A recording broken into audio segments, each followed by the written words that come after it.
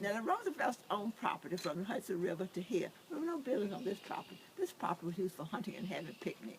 In 1924, Mrs. Roosevelt was here with her friends and family, and she made the month that she wouldn't be able to come back until the spring because Sarah Della was closing out the big house. Her husband says, nonsense. Remember, we own the property. So why don't you and your two political friends, Nancy, Cook, and Marion, build a shack on the place? You come anytime you like and have your political meetings and your treat. So New Year's Eve, 1926, the first shack was open. Miss Cook and Miss Cook was a draftsman, so she persuaded Mrs. Roosevelt, Caroline O'Day, and Marion to build a furniture factory. So this was the second building on this property. And this building had a furniture factory, a weaving factory, and a pewter factory, and throughout about 10 years.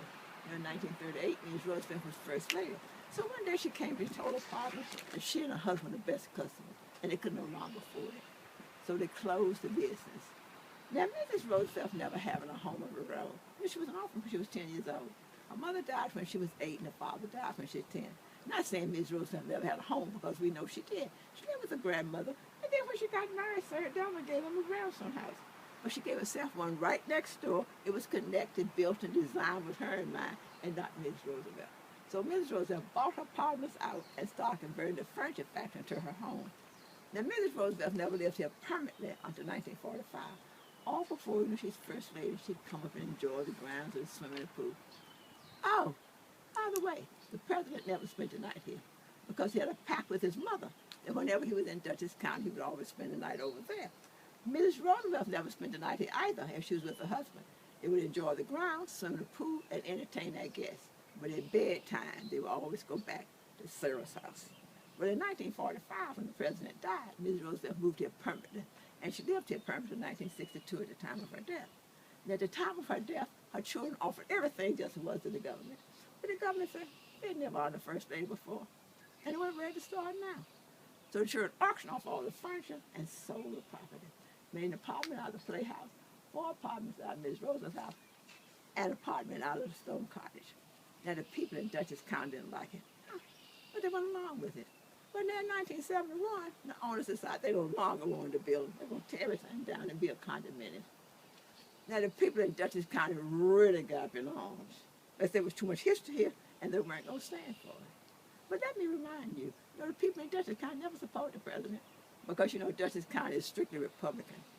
But if you really want to hear something funny, every election year, the president would come home and cast his vote in Hyde Park. Then he would go home and wait for the returns. Of course, he always won. And he would noise outside. People would come to congratulate him, and not a third of it voted for him. So he would go outside and say, I'm very happy to see you. I am more than pleased that you're here. Although I know you didn't vote for me, I'm very happy to see you. So the people in Dutchess County went to that Congress, who happened to be Happy Fish Jr., fondly known as Ham Fish. Well, Ham Fish went to Congress, he fought for it, and won. And Carter signed the bill. And in 1984, Ms. Roosevelt the first, they opened it to the public. Now, you think we'd be going to Ms. Roosevelt's front door or her back door? Back door. This is her front door. Now, close your eyes and picture Secret Service men and Congress coming and wondering if they're at the right place. Now, one day, Ms. Roosevelt had company, a little boy was here. The little boy looked at Ms. Roosevelt. Ms. Roosevelt, you know one thing? She says, no, dear, what? Your house looks like a whole lot of houses glued together. Now, any question you'd like to ask me before we go into the glued house? How did you meet her?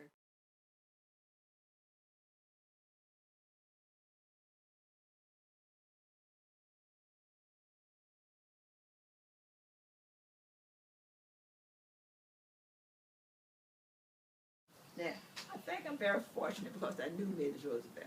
Mrs. Roosevelt's one of the few people I know she did the talk, but she did the walk.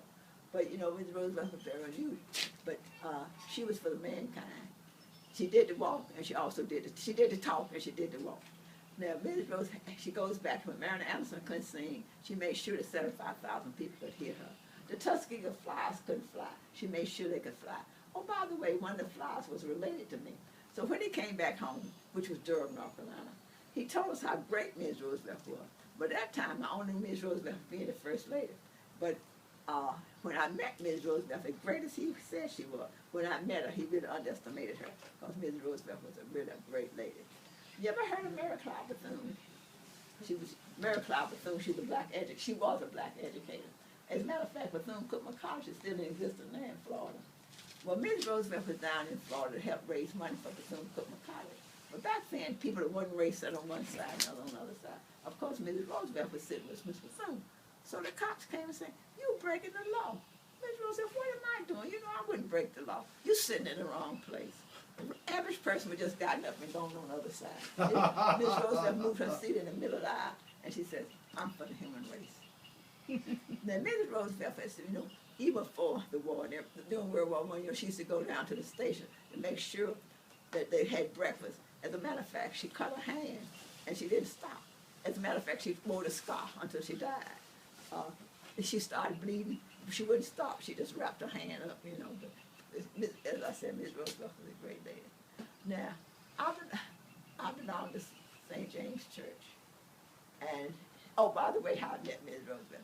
My husband went to Bard College, and he did his undergraduate thesis and fieldwork on Bard College. And Miss Roosevelt was for the segregation before it became popular. So she made sure that my husband got everything he needed for his thesis and everything. And Mrs. Roosevelt was very compassionate lady. One night we were here for dinner, and a young man put ice cream in his finger bowl. And Mrs. Roosevelt quickly put ice cream in her finger bowl so he wouldn't be ridiculed. And another time, just to show you how compassionate Mrs. Roosevelt was a young lady here.